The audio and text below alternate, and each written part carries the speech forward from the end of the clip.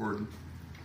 Alright, well, welcome back once again to Close Enough Garage. We're working on getting a little bit of body work done on the VTX. I wanted to stop before I finish the last parts and start getting into the Bondo work and show you guys a little bit of metalworking that I managed to pull off and how simply you can do that.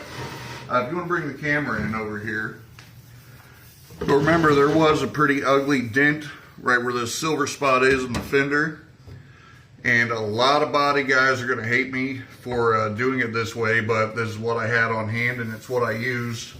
Took a MAPP gas torch, got it hot on top, got it hot from the bottom.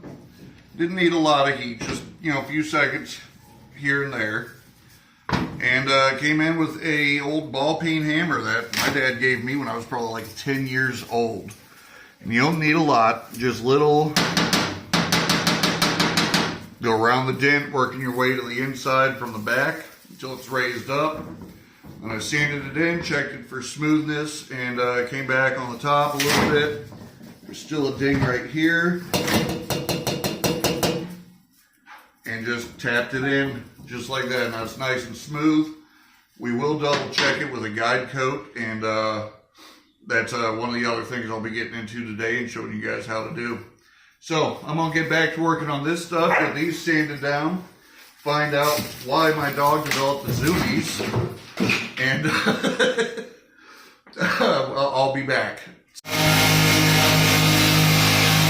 Sometimes you gotta use child labor.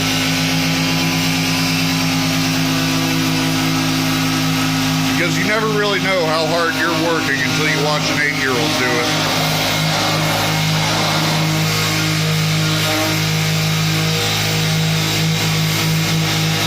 Doing good, kid.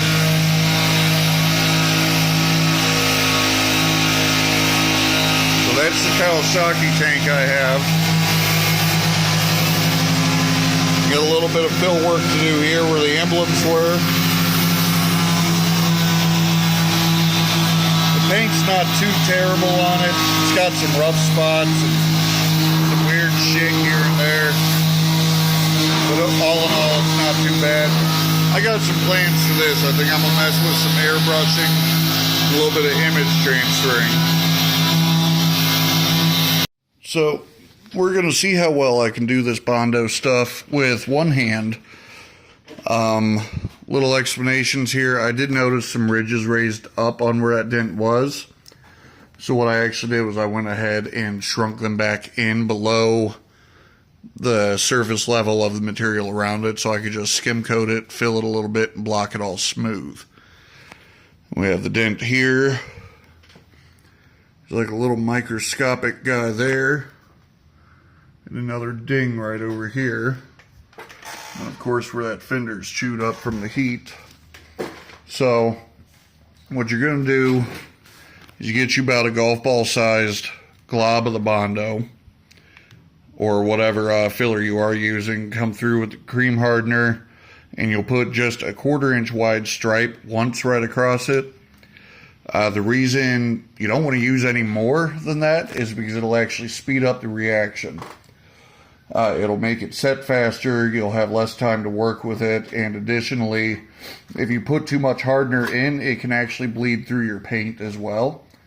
I prefer to err on the side of caution and use just a little bit too little, and who cares if it's taking longer to set up. So then once you get it in, find whatever the hell I'm going to use to mix it with. You don't really want to stir it. It's not cake batter. You just kind of want to fold it in over the creamer and keep working it until you get a nice consistent color. The reason being is if you stir the stuff, you're going to end up with little pockets of air inside of that. And when you go to put it on your project, it's going to pinhole. And then you've got pinholes to fill, so you've got more filler to mix up. And it's just this whole back and forth thing, so we're going to avoid that. Fold it in. I'm going to go ahead, just put a little dot here, and use this hard card and kind of smooth it over it.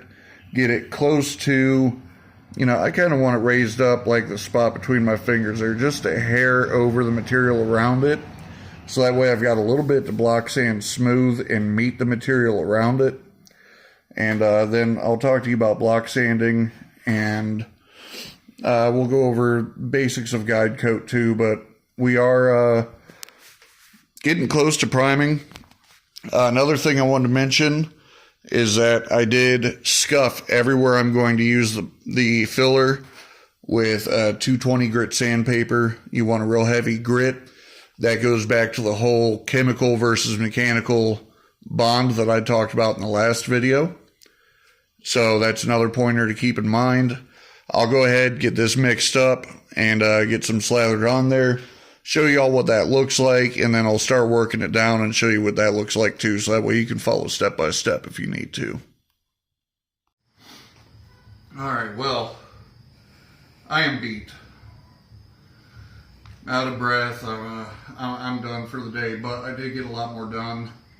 We got this about 90% ready. I've just got to come back through with more red Scotch-Brite and scuff some areas, but what I did want to teach you guys is a couple more things about body filler in general.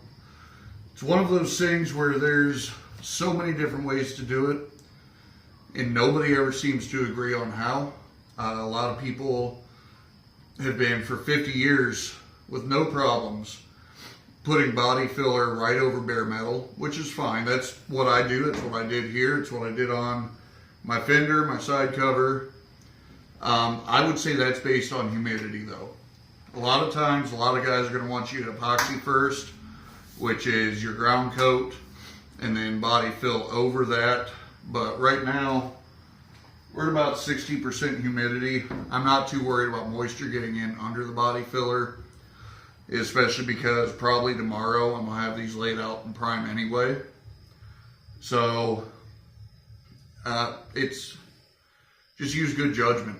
Dude, if it's real humid outside, lay down a ground coat. Don't risk it, because you can knock out the best paint job you ever did in your life, and then a year later have your body filler chipping off and falling off. So another important thing to get into is block sanding. I told you I would mention this before. I use these little flexible blocks. They got some give to them because I'm almost always working on a curved surface, and the block just contours to whatever I need real nice and keeps everything the same shape. That's if you bring the camera in over here on this fill, that whole dented area is dead smooth now. I'm not going over guide coat tonight. I just don't have that much left in me for the day, so deal with it. But yeah, I scuff the metal anywhere from 120 to like 300 grit. Lay my body filler right on it and then smooth it all in. And then I'll come back through and I'll guide coat everything. And basically, you know, I'll touch on it right now. Let me see if I can get it over here.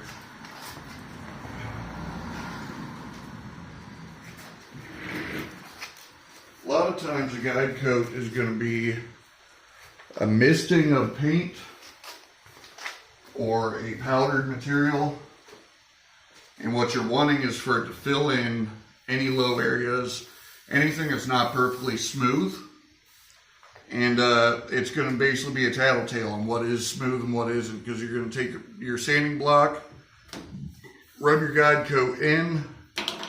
I actually used DeWalt black chalk powder. It's like $3 a bottle, and it works the same. So knock some of it out. You're going to coat your whole project. Just kind of rub it in. You'll see it'll give it a nice dark hue.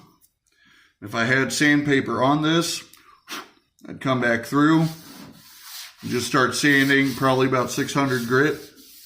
Give it a real light all over. You can already see just with the rubber, it's taking it all off. It is smooth here. But if you have any dips or imperfections, that guide coat's going to stay and it's not going to sand away. It'll highlight and show you, you know, this is where I need work. Now, before you paint, you're going to use cleaner on it anyway. So it's all going to come clean. A lot of times the cleaner I recommend is Sprayway glass cleaner because it evaporates completely. It has never left a residue for me. It's always been real good. Spray it on. Come back through, wipe everything clean. Gets off all dirt, all the grease, get everything that's going to be in your way for paint. And then it'll air dry the rest of it off. Give it a couple of good shots with that. We'll speed up the process. You can see it's dry when the gloss goes away. I don't have my air hose over here. Shoot it with the air hose, dry it off. Come back through, clean it up real good. A little wax and grease remover, and then you're good to paint. So, that being said, like I told you already, I'm done for the night. We'll go over laying the primer and some more tips and tricks about where to and where not to paint, especially around like your fuel filler neck. It's a very common question on motorcycle forums. I painted my tank. How do I keep it from peeling up here? So we'll go over that next one too. But we are moving on this. So hopefully I'll be moving soon too. Cardiologist appointment tomorrow. So wish me luck. As far as that goes, that's what we're getting into tonight. I'm done. So thank you all for tuning in. Thank you all for watching and supporting my little hole in the wall over here. Don't forget to do the whole, like, share, subscribe, whatever order you want to do it. And hopefully we've taught somebody else something new and helped somebody else today. Have a good night.